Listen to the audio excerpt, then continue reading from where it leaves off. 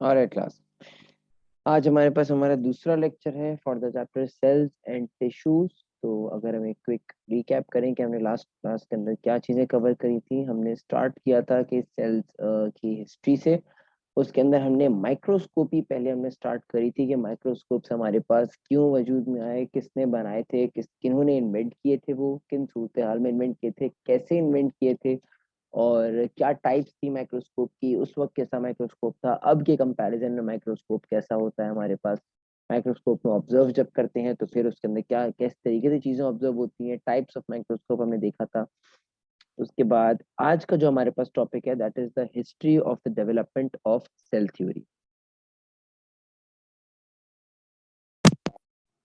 आवाज अब क्लियर होगी। History of the development of cell theory हमारे पास है कि सेल्स जो हमारे पास सेल थ्योरी आई थी कि चीजें जो सेल से बनती हैं, जो भी हमारे पास थ्योरीज थी उसकी हिस्ट्री क्या है कि वो किस तरीके से थ्योरी बनाई गई थी और वो किस तरीके से थ्योरी का बेसिस रखा गया था।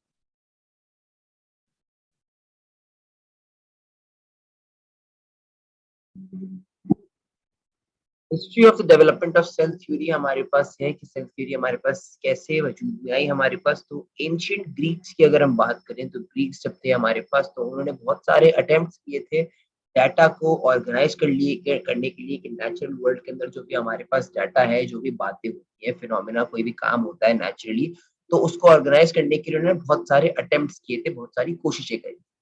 एरिस्टोटल जो हमारे पास था, एक हमारे पास फिलोसोफर था, ये इन्होंने क्या किया था, एक ऑर्गेनाइज्ड ऑब्जर्वेशन इन्होंने दी थी जो सपोर्ट करती थी आइडिया को कि सारे के सारे जानवर और एनिमल्स और प्लांट्स जो हैं, जो भी सारे के सारे पेड़ पौधे और जानवर हैं, वो आपस में रिलेटेड है।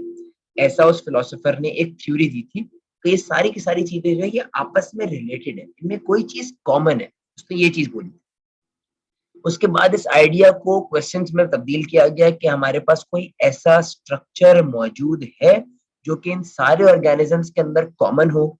अगर ये कहा जा रहा है कि ये सारे स्ट्रक्चर्स आपस में रिलेटेड हैं, मिलते जुलते हैं, तो फिर इनके अंदर कोई ऐसी ऐसी खासियत होनी चाहिए जो कि इन सब में कॉमन होनी चाहिए, प्लांट्स के अंदर भी हो और एनिमल्स के अंदर भी हो। तो ही हम कंफर्म बता सकते हैं कि हाँ ये आपस में रिलेटेड है या नहीं है। उसके बाद हमारे पास क्या हुआ, माइक्रोस्कोप बनने से पहले, माइक्रोस्कोप जब बना तो हमें सेल्स दिख गए थे। माइक्रोस्कोप बनने से पहले हमारे पास, but before the microscope was first in the 17th century, no one knew that the living organisms do share a fundamental unit that is cell. Microscope बनने से पहले किसी को भी पता नहीं था लोगों में कि हमारे पास एक सेल की नाम की चीज होती है जो कि प्लांट्स में भी होती है और एनिमल्स में भी होती है। ये वो वाहिद स्ट्रक्चर है जो कॉमन होता है। अच्छा, तो माइक्रोस्कोप हमारे पास 17th सेंचुरी के अंदर बना था, तो उससे पहले हमारे पास सेल के बारे में किसी को पता नहीं था।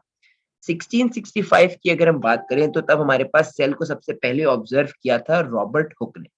हमारे पास रॉबर्ट हुक थे, उन्होंने सबसे पहले सेल को ऑब्जर्व किया था। इंग्लिश साइंटिस्ट थे हमारे पास वो।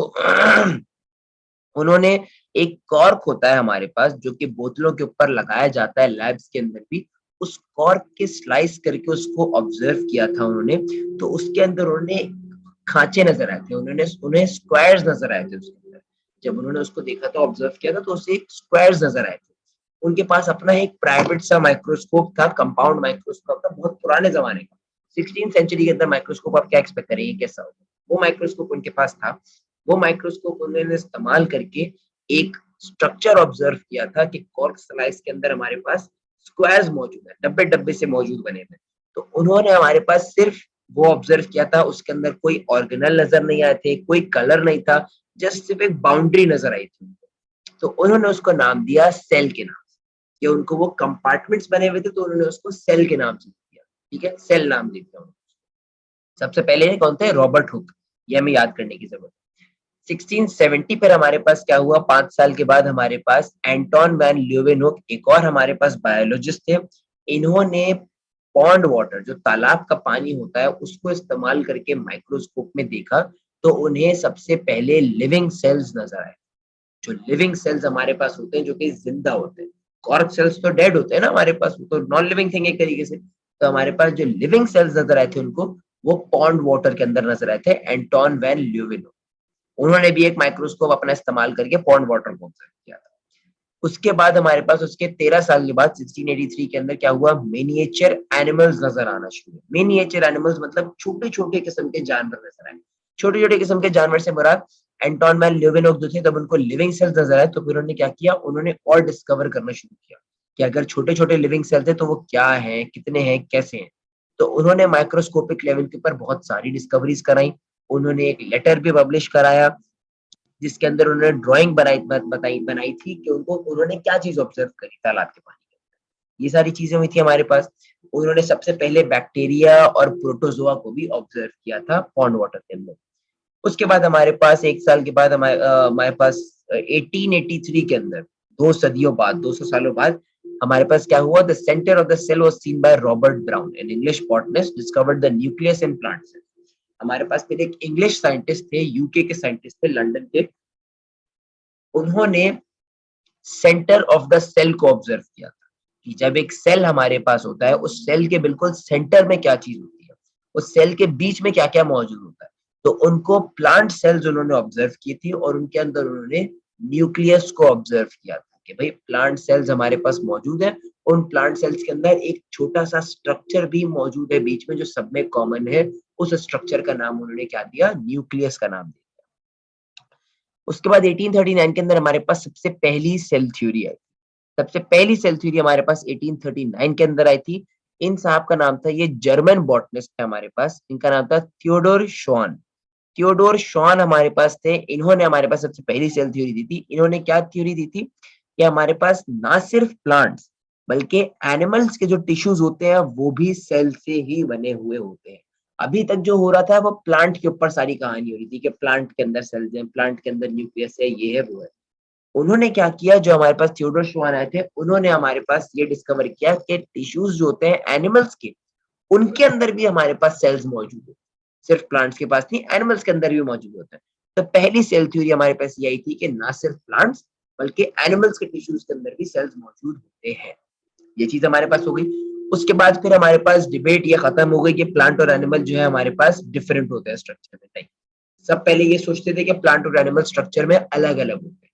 जब ये थ्योरी आ गई कि उनके पास भी सेल होते हैं तो फिर ये बात खत्म हो गई और सबको कंफर्म हो गया कि भाई प्लांट और एनिमल्स जो है वो आपस में सिमिलर है क्योंकि उन दोनों के पास सेल्स मौजूद होते हैं। ये चीज बात हो गई। उसके बाद उन्होंने क्या किया, उन्होंने हमारे पास एक प्रीवियस स्टेटमेंट को ऑर्गेनाइज किया और एक थ्योरी बनाई। उस थ्योरी के अंदर उन्होंने 2 पॉइंट्स बोले थे।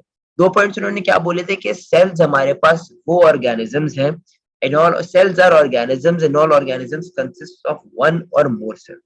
The cell is the basic structure unit for all organisms. उन्होंने ये बताया कि हमारे पास जो सेल्स होते हैं, जो एनिमल्स के हो या प्लांट्स के हो, वो सेल्स हमारे पास लिविंग सेल्स होते हैं।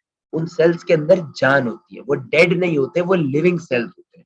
और हर ऑर्गेनिज्म के पास सेल्स मौजूद होते हैं। ऐसा कोई भी ऑर्गेनिज्म नहीं है दुनिया में जिसके पास सेल्स मौजूद ना हो, सिवाय वायरसेस के, जो कि काफी बाद में डिस्कवर हुए। लेकिन बहरहाल उस वक्त तक यही चीज बिलीव करी जाती थी कि हमारे पास दुनिया में ऐसा कोई भी ऑर्गेनिज्म नहीं है जिसके पास सेल ना हो। हर किसी के पास सेल है। और उसके बाद दूसरा पॉइंट उन्होंने क्या बोला था, सेल जो है वो बेसिक स्ट्रक्चर है सारे ऑर्गेनिजम्स का। जितनी भी जीती जागती चीजें हैं उनका जो बेसिक स्ट्रक्चर आपके पास है, जहां से वो बनना स्टार्ट हुए हैं, वो सेल से बनना स्टार्ट। ये चीज हो गई। उसके बाद 1840 के अंदर हमारे पास एक और आए थे, एल्ब्रेक्ट वॉन रोलेकर, हमारे पास एक साइंटिस्ट थे। उन्होंने क्या किया, उन्होंने पूछा था कि लाइफ जो होती है, जिंदगी जो होती है, जान जो होती है, वो कहाँ से आती है, वो कैसे बनती है हमारे पास। तो फिर उन्होंने ये डिस्कवर किया कि जो इंसान जो बनता है, जो बच्चे हमारे पास बनते हैं स्पर्म और एग सेल से, वो हमारे पास वो भी सेल्स ही कहलाए जाते हैं। उनको ये पता चला, उन्होंने ये डिस्कवर किया कि जो लाइफ हमारे पास आती है वो भी कहाँ से आती है, सेल्स के अंदर से आती है। ये चीज एक काफी इंपॉर्टेंट डिस्कवरी हुई। उसके बाद हमारे पास एक और साइंटिस्ट आए, कार्ल हेनरिक ब्राउन के नाम से। उन्होंने क्या किया, उन्होंने सेल थ्योरी को दोबारा से स्टडी किया। जो सेल थ्योरी थियोडोर श्वान ने दी थी, उन्होंने दोबारा से उस सेल थ्योरी को किया और उन्होंने भी यही बात कंफर्म करी कि भाई सेल जो है वो सही बोला था थियोडोर श्वान ने। सेल्स हमारे पास बेसिक यूनिट होता है, हर चीज का बेसिक यूनिट सेल होता है। ठीक हो गया। Third part of cell theory edit किया था किसने, रूडोल्फ वर्चो ने। रूडोल्फ वर्चो हमारे पास एक जर्मन फिजियोलॉजिस्ट थे, फिजिशियन भी थे और पैथोलॉजिस्ट भी थे। उन्होंने हमारे पास ये पार्ट ऐड किया था कि हमारे पास तीसरा पार्ट क्या ऐड किया था कि cell is not de novo structure. This translates mean that all cells develop only from existing cells. उन्होंने ये बात बोली थी कि सेल्स हमारे पास कोई ऐसा स्ट्रक्चर नहीं है कि वो अचानक से बन जाता है कहीं। सेल अचानक से कहीं पे नहीं बनता। सेल तब बनेगा जब उसके पास प्रीवियसली कोई एक सेल मौजूद होगा। उन्होंने ये थ्योरी बताई कि अगर एक सेल मौजूद है तो उस एक सेल से ही दूसरा सेल बनेगा। ऐसा नहीं है वो दूसरा सेल अपने आप कहीं और से बन रहा है, नहीं। वो एक सेल से दूसरा सेल बनेगा, उससे फिर एक और सेल बनेगा, उससे एक और बनेगा, उससे एक और बनेगा। थर्ड पार्ट के अंदर ये काफी मेजर इंफॉर्मेशन उन्होंने बताई थी रूडोल्फ वर्चू। उसके बाद हमारे पास लुइस पैस्चर आए थे, फ्रेंच बायोलॉजिस्ट थे, वो माइक्रोबायोलॉजिस्ट थे हमारे पास।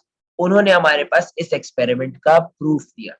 जो वर्चो ने हमारे पास बात करी थी कि एक एग्जिस्टिंग सेल होगा तो ही दूसरा सेल बनेगा, उस बात की जो है कंफर्मेशन लुइस पैस्चर ने कराई थी अपने एक्सपेरिमेंट के थ्रू कि जब एक सेल मौजूद होगा तो ही अगला सेल बनेगा, वरना कोई अगला सेल वजूद पे नहीं आ सकता। पीछे का सेल मौजूद होना चाहिए। ये चीज हो गई। इसके बाद हमारे पास था सेल थ्योरी। अगर हम सिर्फ जस्ट सेल थ्योरी की बात करें तो ये डायग्राम के अंदर आपको रॉबर्ट हुक का आपको माइक्रोस्कोप नजर आएगा। ये रॉबर्ट हुक ने कॉर्क सेल्स को ऑब्जर्व किया था इस माइक्रोस्कोप में। आपको उसके अंदर नजर भी आएंगे कॉर्क सेल्स आपको कैसे नजर आ रहे थे, सेल्स की फॉर्म में उसको नजर आ रहे थे, यहाँ पे डब्बे डब्बे से बने हुए। अच्छा, सेल थ्योरी की अगर हम बात करें तो सेल थ्योरी क्या आती है हमारे पास, one of the most important concepts in biology is that a cell is the basic structural function of living organism. Biology के अंदर सबसे बेसिक इन्फॉर्मेशन जो आप यही पढ़ते हैं कि सेल जो है वो बेसिक यूनिट होता है लाइफ का, बेसिक यूनिट होता है ऑर्गेनिज्म का, जो कि काफी हद तक सही बात है। सेल हमारे पास basic unit. This is known as the cell theory and was proposed jointly by two scientists, a Belgian botanist called Sheldon and German zoologist called Schwann. ये हमारे पास जो सेल थ्योरी है ये हमारे पास दो साइंटिस्ट ने बनाई थी, एक शेल्डन के नाम से थे और एक श्वान के नाम। इन दो ने मिलके ये सेल थ्योरी बनाई थी। उसके बाद हमारे पास 1855 के अंदर रूडोल्फ वर्चो हमारे पास आए थे, जर्मन फिजिशियन, जिनका हमने पढ़ा कि उन्होंने बताया था कि सेल्स हमारे पास क्या होंगे, जब पीछे एक सेल मौजूद होगा तभी नया सेल वजूद में आएगा, ऐसे वो सेल वजूद में नहीं आ सकता। तो सेल थ्योरी के अंदर क्या क्या पॉइंट्स हमारे पास होते हैं कि सारे के सारे ऑर्गेनिज्म एक या एक से ज्यादा सेल से बने हुए हैं। कंफर्म, सही बात है, एक या एक से ज्यादा सेल्स के बने हुए हैं सारे ऑर्गेनिज्म। दूसरी बात, the cell is the fundamental unit of structure and function in all living organism. Cell जो होता है वो फंडामेंटल स्ट्रक्चर है, बेसिक स्ट्रक्चर है फंक्शन कराने का और लिविंग सेल्स, लिविंग थिंग्स के अंदर। New cell is derived from pre-existing cells dividing into by cell division.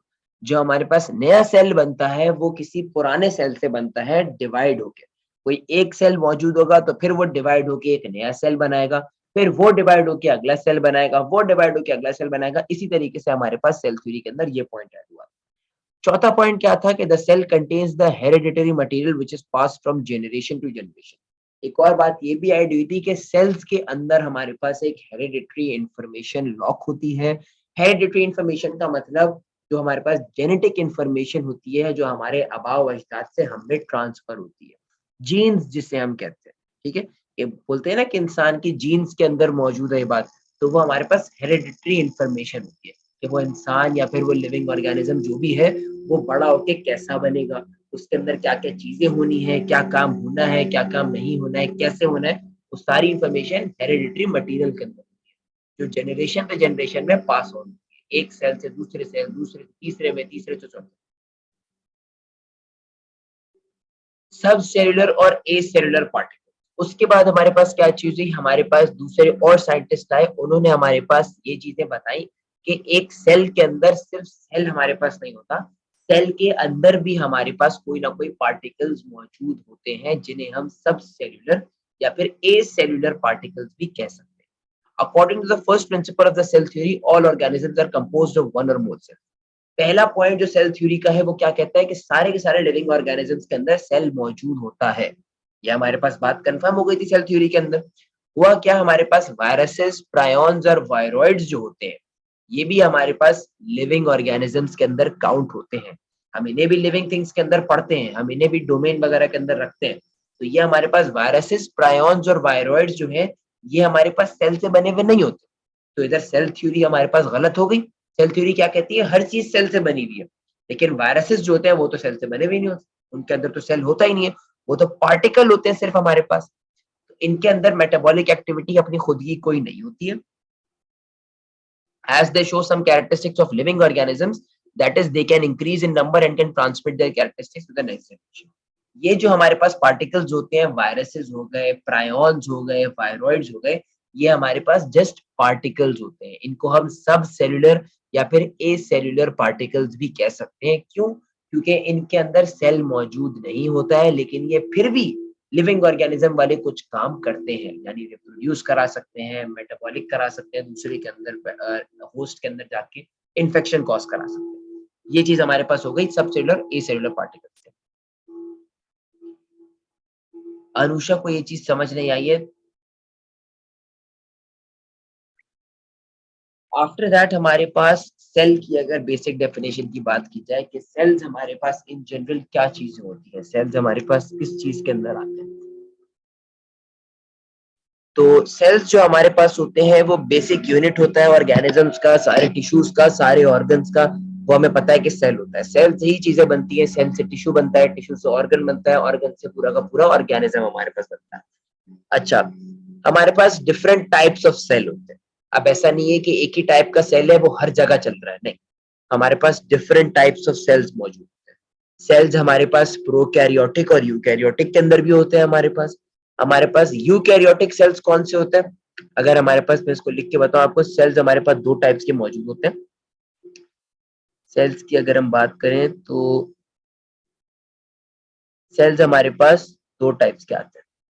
एक हमारे पास आते हैं यूकैरियोटिक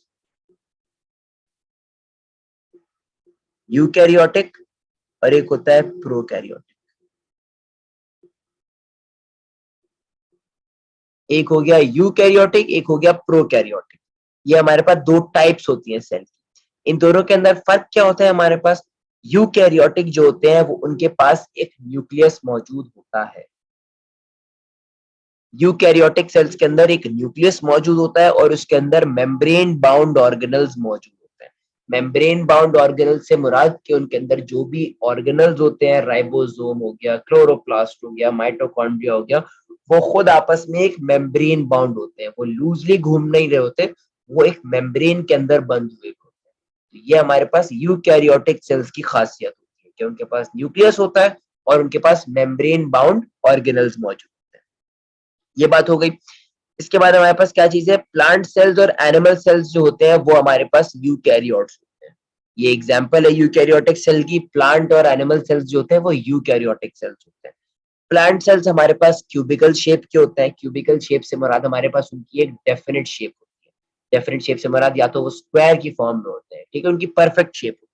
वो कोई आड़ी टेढ़ी शेप उनकी नहीं जा रही होती, कोई ऐसा वैसा सर्कल बन गया, नहीं, उनकी एक परफेक्ट सी एक शेप होती है, प्रॉपर सी एक shape. Plant cells and animals, while animal cells are usually spherical, और जो एनिमल सेल्स होते हैं वो जनरली क्या होते हैं? सर्कल की फॉर्म में बने होते हैं। प्लांट सेल्स और एनिमल सेल्स हमारे पास डिफरेंट ऑर्गेनल्स उनके अंदर मौजूद होते हैं जो कि स्पेसिफिक फंक्शंस हमारे पास करते हैं। अगर हम इसकी बात करें तो यूकैरियोटिक के अंदर क्या चीज आ गई हमारे पास? इनके पास न्यूक्लियस मौजूद होता है। इनके पास न्यूक्लियस मौजूद होता है हमारे पास। इनके पास membrane bound organelles, membrane bound organelles, membrane bound organelles. Membrane bound organelles से मतलब ये इसके अंदर डिफरेंट ऑर्गेनल्स मौजूद होते हैं जो अलग अलग फंक्शन कराते हैं और वो मेम्ब्रेन बाउंड हुए होते हैं। फॉर एग्जांपल प्लांट सेल जो होता है वो थोड़ा डेफिनेट शेप का होता है, इस तरीके का हो गया या फिर इस तरीके का हो गया, ये थोड़े परफेक्ट शेप के होते हैं। और एनिमल सेल्स जो होते हैं वो जनरली सर्कल फॉर्म में ऐसे करके बने होते हैं, ठीक है। इनके अंदर हमारे पास न्यूक्लियस होता है, कंफर्म न्यूक्लियस इसके अंदर मौजूद होता है इनके अंदर, और न्यूक्लियस के साथ इनके अंदर अलग अलग मेम्ब्रेन बाउंड ऑर्गेनल्स मौजूद होते हैं हमारे पास, ठीक है। दोनों के पास अलग अलग भी होते हैं और कुछ कुछ सेम भी होते हैं। कुछ ऑर्गेनल्स दोनों के अंदर सेम होते हैं और कुछ ऑर्गेनल्स दोनों के अंदर अलग अलग भी मौजूद होते हैं। प्लांट के अंदर कुछ होंगे जो एनिमल्स के अंदर नहीं होंगे, एनिमल सेल्स के अंदर कुछ होंगे जो कि प्लांट सेल्स के अंदर मौजूद नहीं होंगे। ये हमारे पास बेसिक यूकैरियोटिक की डेफिनेशन है। The activity of an organism depends on the total activity of the independent cells. Energy flow occurs in cells through the breakdown of the carbohydrates by respiration.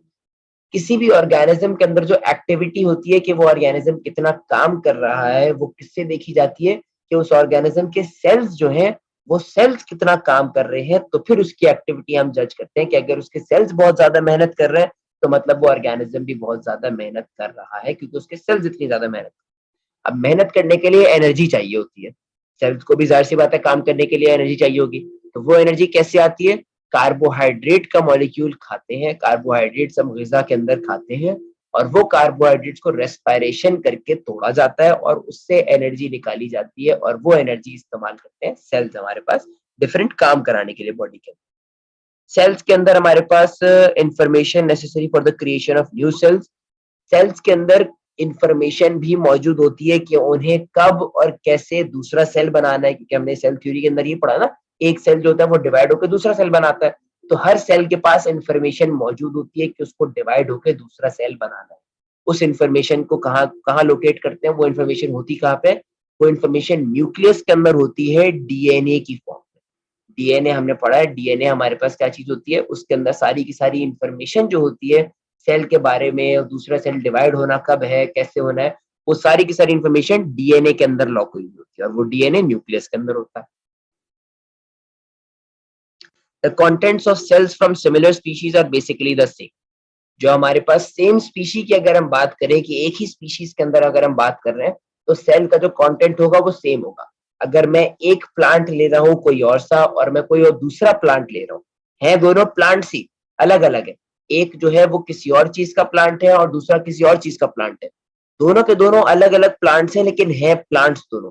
तो दोनों के सेल्स के अंदर काफी similarities मुझे मिलेंगी। दोनों के पास सेम सेम ऑर्गेनल्स होंगे, सेम तरीके का सेल होगा उनके पास। लेकिन अगर मैं प्लांट और एनिमल का ले रहा हूँ तो उन दोनों के अंदर फर्क आ जाएगा मेरे पास, क्योंकि वो स्पीशीज मेरे पास अलग अलग। ठीक है, अगर मैं दो एनिमल्स को ले रहा हूँ तो उन दोनों के सेल्स आपस में सिमिलर होंगे क्योंकि वो दोनों स्पीशीज है हमारे पास। इसके बाद हमारे पास है DNA. The hereditary information of the cells is passed from parent cell to daughter cells during cell division. Cell division के अंदर जो भी हमारे पास जेनेटिक इंफॉर्मेशन मौजूद होती है सेल के अंदर, वो जेनेटिक इंफॉर्मेशन पेरेंट सेल से डॉटर सेल के अंदर ट्रांसफर कराई जाती है। मतलब पेरेंट सेल हमारे पास वो हो गया जो कि एग्जिस्ट कर रहा होता है। इसको अगर मैं ड्रॉ करके आपको बताऊं तो सेल डिवीजन के अंदर होता क्या है हमारे पास? एक सेल हमारे पास होता है, ये सेल डिवाइड होके दूसरा सेल हमारे पास बनता है। ठीक है, दूसरा सेल बनाता है। मतलब समझिए ये सेल बीच में से ऐसे करके हाफ हो जाता है। ये एक सेल है हमारे पास, ये बीच में से ऐसे करके अलग हो जाता है और ये एक सेल इधर आ जाता है और एक सेल इधर। तो ये हमारे पास क्या हुआ? जो पहला सेल था वो क्या हो गया? वो पेरेंट सेल कहलाया जाता है और जो दो सेल्स बन गए हमारे पास वो कहलाए जाते हैं डॉटर सेल। वो कहलाए जाते हैं डॉटर सेल। ये हमारे पास डॉटर सेल्स हो गए। तो इन पेरेंट सेल्स के अंदर जो जेनेटिक इंफॉर्मेशन मौजूद होती है वो जेनेटिक इंफॉर्मेशन इक्वली डिवाइड हो जाती है डॉटर सेल्स के अंदर। अगर इसके पास दो जीन्स थे तो ये एक जीन इधर चला गया और एक जीन इधर चला गया, डिवीजन हो गई हमारे पास यहाँ पे। ये ऐसे हो जाता है, या फिर अगर ये कॉपी हो जाता है। वो हमारे पास दूसरा प्रोसेस है सेल डिवीजन का। जब सेल डिवीजन पढ़ाई जाएगी तो उसके अंदर डिटेल के अंदर डिस्कस होगा कि कब क्या कैसे होता है। तो जो इन्फॉर्मेशन होती है हेरिडिटरी, वो क्या होती है? पेरेंट से डॉटर के अंदर ट्रांसफर। डॉटर से मुराद जो सेल डिवाइड हो रहा है, जो नया सेल जो बन रहा है उसको हम डॉटर सेल के नाम से बुलाते हैं। तो वो डॉटर सेल के अंदर ट्रांसफर हो जाती है। Cells are the smallest form of life. सबसे छोटी फॉर्म जो होती है लाइफ की वो सेल की होती है। उसके बाद हमारे पास एटम्स के अंदर बात आ जाती है। तो सेल्स हमारे पास सबसे छोटी फॉर्म है लाइफ की। फंक्शनल और स्ट्रक्चरल यूनिट होता है सारी लिविंग थिंग्स का। हमारी बॉडी के अंदर सेवरल बिलियन सेल्स हैं, करोड़ों के करोड़ों सेल्स हमारे पास बॉडी के अंदर मौजूद होते हैं। अलग अलग किस्म के होते हैं, अलग अलग टाइप के होते हैं, अलग अलग फंक्शन करते हैं। जब भी हमारी बॉडी के अंदर इतने सारे फंक्शंस मौजूद हैं हमारे पास। Some functions performed by cells are so vital to the existence of life that all cells perform them. Example, cellular respiration. Example, cellular respiration. Others are highly specialized. Example, photosynthesis. कुछ functions ऐसे होते हैं organisms के अंदर जो हर cell को करना जरूरी होता है बच जिंदा रहने के लिए, और कुछ फंक्शंस ऐसे होते हैं जो कि सेल के स्पेसिफिक होते हैं। अगर सेल कर सकता है तो करता है, नहीं कर सकता तो नहीं करता। फॉर एग्जाम्पल, रेस्पायरेशन जो है, एनर्जी को इस्तेमाल करना, वो हर सेल करेगा क्योंकि उसको काम करने के लिए एनर्जी जरूरी है। तो वो रेस्पायरेशन हर सेल कराएगा हमारे पास। लेकिन फोटोसिंथेसिस हमारे पास ऐसा प्रोसेस है जो कि सिर्फ कुछ खास सेल्स के अंदर होता है जिनके पास क्लोरोप्लास्ट या क्लोरोफिल मौजूद होता है। तो उन्हीं सेल्स के अंदर होता है। तो फोटोसिंथेसिस क्या हो गया, सेल का स्पेसिफिक फंक्शन हो गया हमारा। लेकिन जो रेस्पिरेशन होती है वो हर सेल करवाता है, क्योंकि उसको जरूरी है रेस्पिरेशन करना।